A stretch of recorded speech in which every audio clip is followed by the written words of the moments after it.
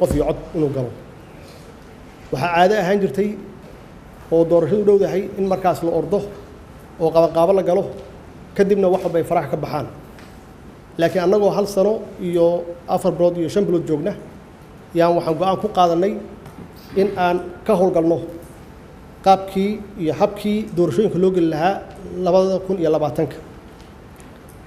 arrintaani waxay ku timid midnimo iyo leadership hoggaan sax ah oo ka yimid dhanka dowlad goboleedyada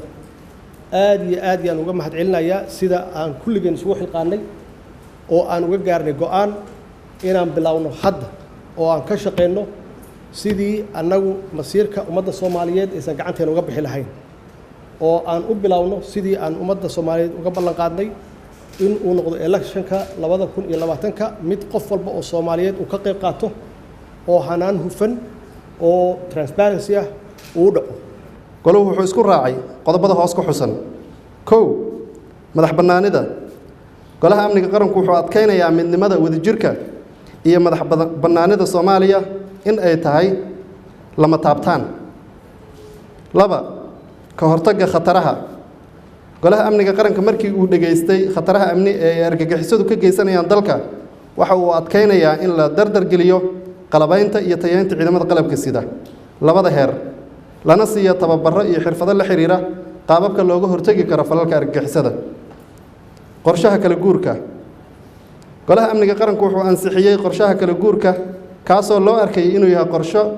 horseedaya in Soomaalidu hanato kuna filaata amnigeeda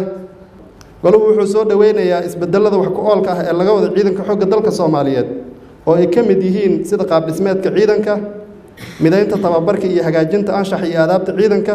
iyo sidoo kale qaabeynta hanaanka dalacsiinta saraakiisha iyo saraakiil xigeenada oo la waafajinayo sharciga dalacsiinta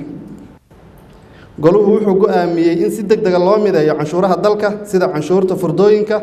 macaashka shaqaalaha iyo faa'iidada ganacsiga goluhu wuxuu ku heshiiyay in dalka laga hirgeliyo doorasho qof iyo cod ah sanadka 2020 sida ku cad heshiiska habka doorashada ee lagu saxiixay magaalada Baydhabo 5 bisha Juun 2018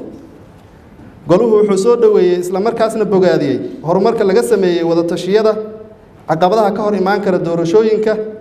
iyo daraasaadka diiwaangelinta codbixiyayaasha wuxuuna goluhu faray in guddiga madaxa bannaan ee doorashooyinka soo dhamaystiraan kala xulashada nidaamka diiwaangelinta